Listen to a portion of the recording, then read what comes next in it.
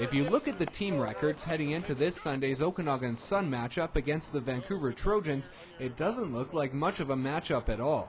The Sun enter into the game with a 7-1 record, tied for top spot in the BCFC, while the Trojans head in winless at 0-8. It's not exactly the caliber of competition that the team is looking for heading into their final home game of the season, but they'll be heading in with a playoff-style mentality. Well, it's very important that we take these last two games and start getting our team in the playoff mode. We have to execute in all four quarters and play full 60 minutes and all of those things that we talk about building up to all during the season towards the playoffs, and now we're getting close, so it's even more important. Our next game is basically a playoff game, and especially playing Nanaimo for first place, but we don't want to overlook this game, because if we lose this game, then the next game doesn't really matter. So every game from now on is more and more important as we go. Following this weekend's action, the squad will begin preparation for the final game of the regular season that will take place on the road against the Vancouver Island Raiders.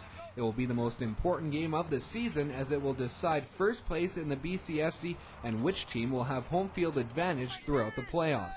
It's a big game, but everyone on the team knows they still have another game to focus on, and even though it's against a winless opponent, they can't take any team in the league lightly. The big thing is to play a good solid game against Vancouver, so the following week we can worry about playing Nanaimo rather than trying to fix the mistakes we made the week before. If we go into this week not prepared, we're going to lose. I mean, if people think we can just take the day off and then get prepared next week for Nanaimo, we're going to lose, and then Nanaimo's not going to matter. So we really need to focus in and take our last home game serious so we can have a couple more in the playoffs.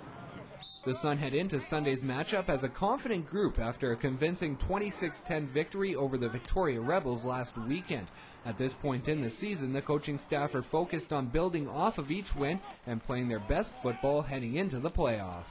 We've had a couple of setbacks during the season, but we've been getting stronger, and the amount of plays we're putting in has lessened, and we're perfecting them a little bit more as we go through, so we're making less mistakes.